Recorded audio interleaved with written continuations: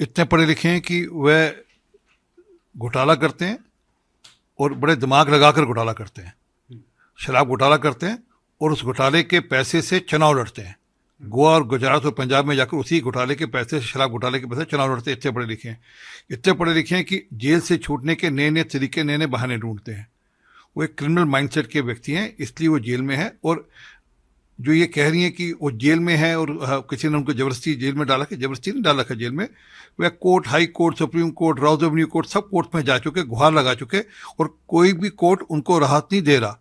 अगर ऐसा हो तो कोर्ट से राहत ले लें, कोई रोक थोड़ा है। कोर्ट में जाकर बेल अप्लाई करें, पर कोर्ट जाते हैं, कोर्ट उनकी बेल नकार देता है। असम में प्रियंका गांधी ने भाजपा पर आरोप लगाया था कि वर्ड यूज़ करते हैं। इस पर हेमंत बिश्वा ने अरविंद केजरीवाल का एग्जाम्पल देते हुए कहा कि पहले तो ये शराब घोटाले के तहत अरविंद केजरीवाल को घेरते थे, मगर अब जो है अरविंद केजरीवाल इनके लिए बिल्कुल ठीक है। इसमें कोई शक नहीं है कि अनिल शर्मा जो उनका, सॉरी द्वारा करेंगे, अनिल चौधरी है यार, अनिल चौधरी उसे कमेंट करके, इसमें कोई शक नहीं कि कांग्रेस पार्टी का जो दिल्ली प्रदेश के अध्यक्ष अनिल चौधरी, उन्होंने कंप्लेंट दर्ज करी थी केजरीवाल के खिलाफ। अजय माखन, प्रिया शिरने, अलका लांबा, सबने खूब बयानबाजी करी थी और कहा था ये चोर है, इसको जेल जाना चाहिए, भ्रष्ट है। और तो उन्होंने, अजय माखन ने तो ये भी कहा था कि 100 करोड़ का जो भ्रष्टाचार है वो साबित हो चुका है। अब कोई ऐसा मामला चला, ऐसी वॉशिंग मशीन चली है कि सब कुछ माफ हो गया।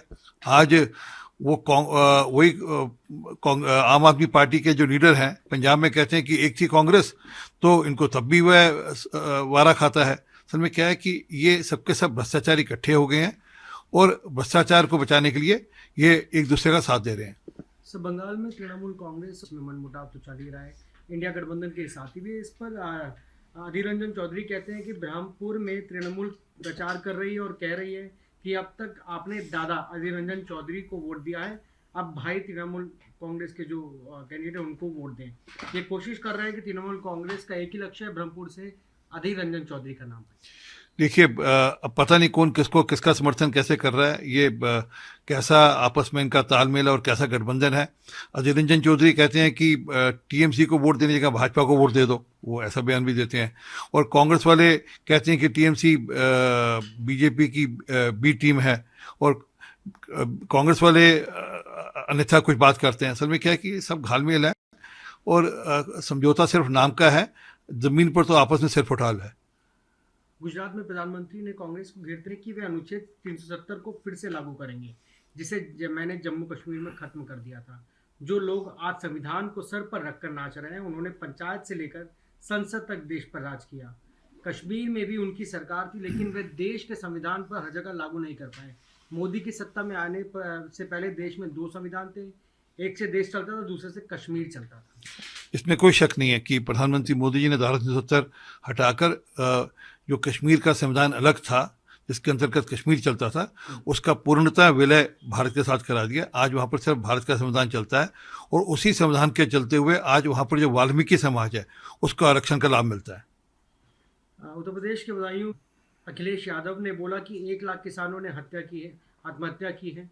भाजपा को बताना चाहिए कि उन्होंने किसानों के हित में काम किया या उद्योगपतियों के। उन्होंने किसानों नहीं, उद्योगपतियों का कर्जा माफ किया है। आज तक कभी भी किसी भी उद्योगपति का कोई पैसा माफ नहीं हुआ।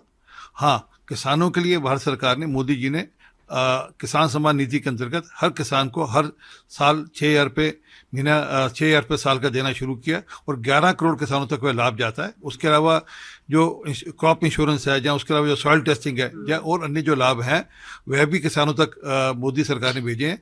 परंतु क्योंकि अखिलेश यादव का सब कुछ बचा नहीं, इसलिए बेतरतीब के या अनर्गल आरोप लगाते हैं।